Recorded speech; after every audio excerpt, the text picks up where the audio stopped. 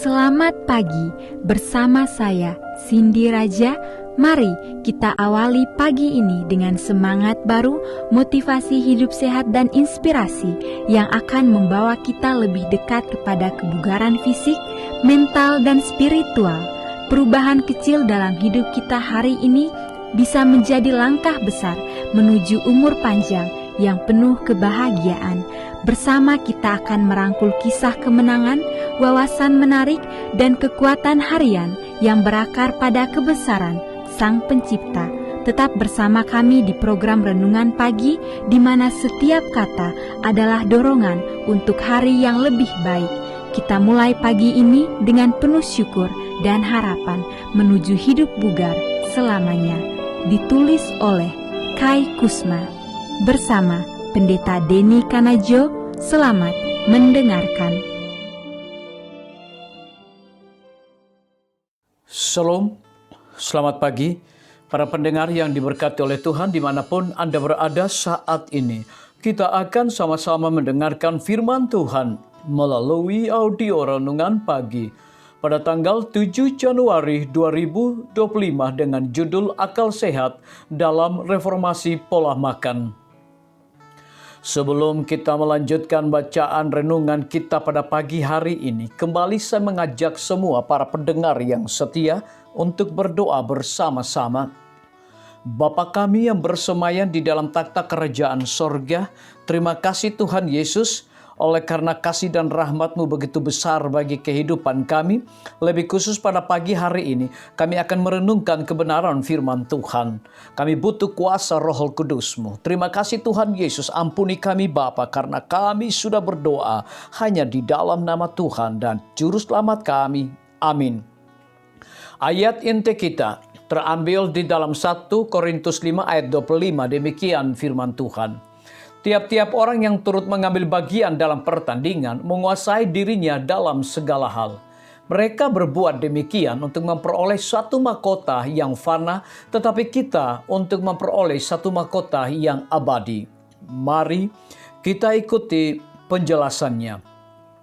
Mereka yang memahami hukum-hukum kesehatan dan yang diatur oleh prinsip akan menjauhi kedua sikap yang berlebihan, baik pemanjaan selera maupun pengekangan. Makanan mereka dipilih bukan sekedar untuk memuaskan selera, tetapi untuk membangun tubuh. Mereka berusaha untuk memelihara setiap kemampuan, tetap berada dalam kondisi terbaik, demi pelayanan yang terbaik kepada Allah dan manusia. Selera dikendalikan oleh akal sehat serta hati nurani, dan mereka dianugerahi kesehatan tubuh dan pikiran. Walaupun mereka tidak memaksakan pandangan mereka kepada orang lain, keteladanan mereka menjadi satu kesaksian yang mendukung prinsip-prinsip yang benar. Orang-orang ini mempunyai pengaruh yang luas untuk kebaikan.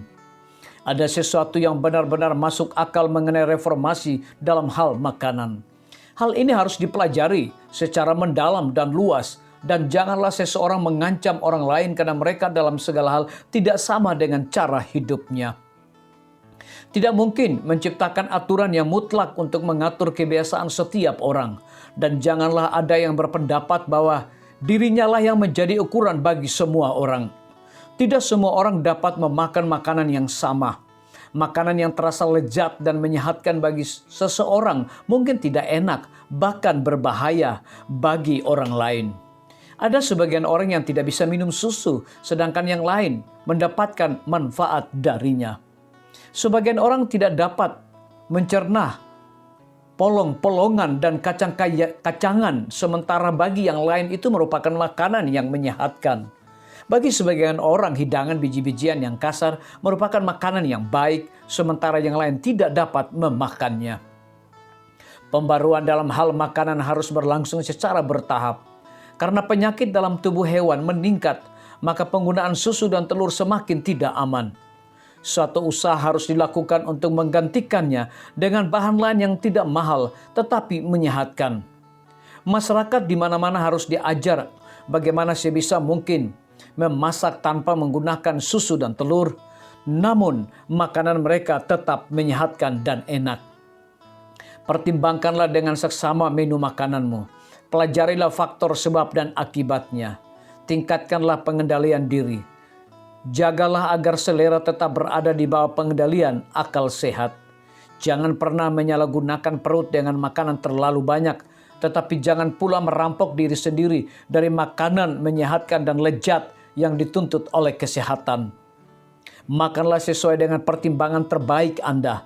Dan ketika Anda meminta Tuhan memberkati makanan untuk menguatkan tubuhmu, percayalah kepadanya bahwa Dia mendengar doamu dan jadilah tenang. Pencipta yang bijaksana, berilah aku akal sehat dalam memilih apa yang harus aku makan. Disalin dari buku Membina Keluarga Sehat, halaman 290 hingga 293. Biarlah bacaan renungan kita saat ini akan menjadi berkat bagi kita semua. Kembali saya mengajak semua para pendengar yang setia untuk berdoa bersama-sama. Bapa kami yang bersemayam di dalam takhta kerajaan sorga, terima kasih Tuhan Yesus oleh karena firman-Mu pada pagi hari ini memberikan berkat, kekuatan, sukacita rohani bagi pertumbuhan iman kami masing-masing.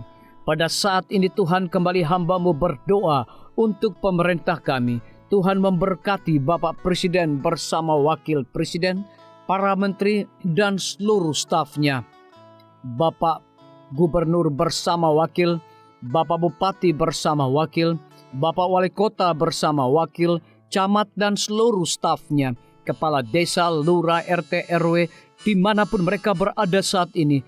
Tuhan lindungi mereka, pelihara mereka, curahkan mereka hikmat pengetahuan sorga, kekuatan kesehatan, agar mereka dapat menjalankan roda pemerintahan boleh sesuai dengan amanah dan titah Tuhan sendiri. Tidak lupa juga kami menyerahkan pimpinan-pimpinan organisasi gerejawi Tuhan dari tingkat yang tertinggi sampai kepada seluruh gembala jemaat.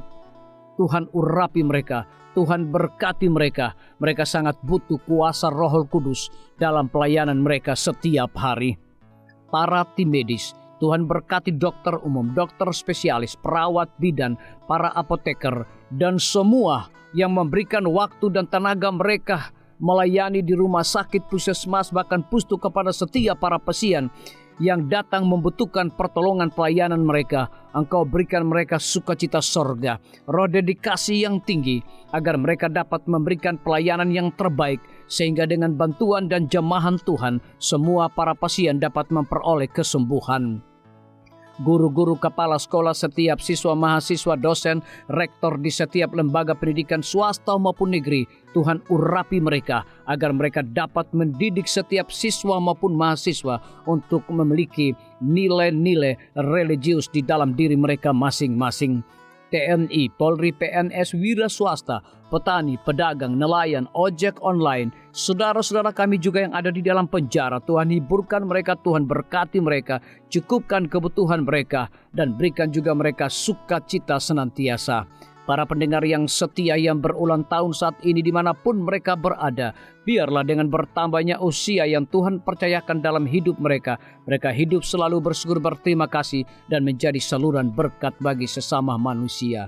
Yang berada di dalam kebimbangan ketidakpastian hidup, Tuhan juga berikan iman yang teguh kepada mereka. Terima kasih Tuhan Yesus, ampuni kami Bapa, karena kami sudah berdoa hanya di dalam nama Tuhan dan Juru Selamat kami. Amin. Demikian firman Tuhan yang telah kita dengarkan. Semoga hari ini menjadi berkat bagi kita semua. Sampai jumpa. Tuhan memberkati.